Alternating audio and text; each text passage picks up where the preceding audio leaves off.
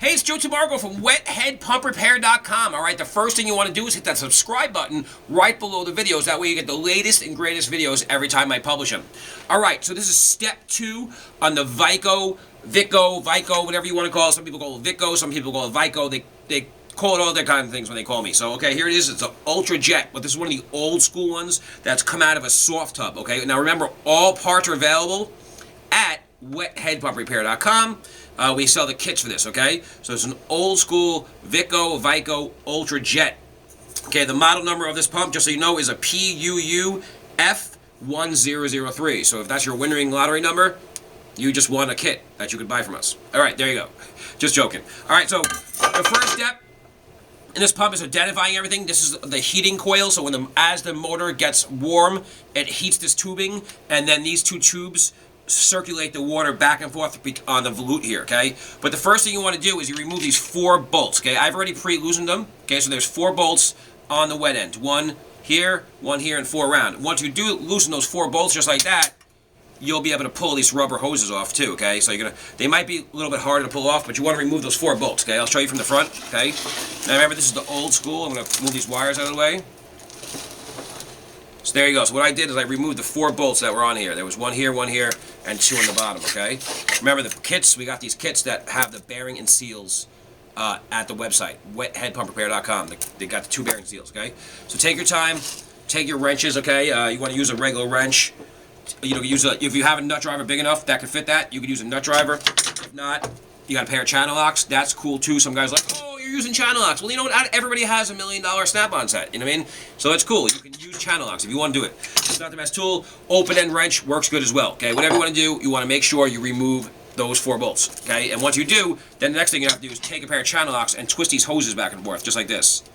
Okay, and once you twist these hoses back and forth, they will come off like this. Okay, there you go. That's 1, and then I have the 1 on the back here. Now, listen, every hose is going to come off differently. Take your time. Do not get frustrated.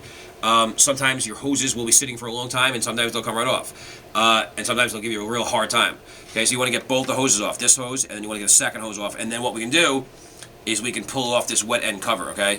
Just like that. So what I'm going to do here is I'm going to turn this pump so I can work on it. Okay, that's the first hose. You can see the side view. You can see it's just that tip there. And then I've already pre-loosened my hose, so I'm just going to pull this off here like this. Or try to pull this thing off.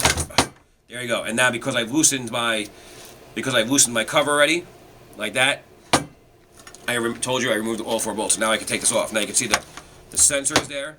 Okay, right here you got a heating sensor here, and then you can see all 4 of those bolts there. And I've disconnected those 2 hoses just like that. All right. So there you go. That is how you remove the cover like that. Now this old pump here. Okay, you can see it has a broken impeller. It had a broken impeller. Now, we can still get these impellers, so we're going to change impeller, but you see, it's got that brass stuck on the shaft there. Alright, so we're going to show you up close later on how to remove that brass off the shaft.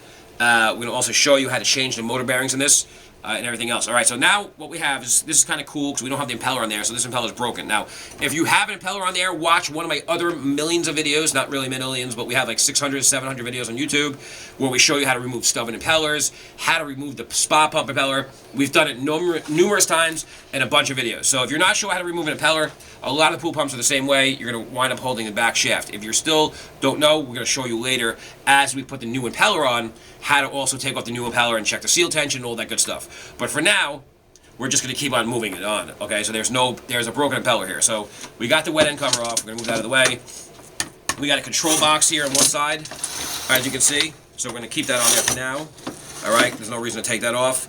And then we're going to keep working on this motor. Okay, so the next thing we're going to do is we're going to remove the through bolts now. That way we can take the seal housing off. All right, so when I come back, I'm going to show you how to remove the back through bolts.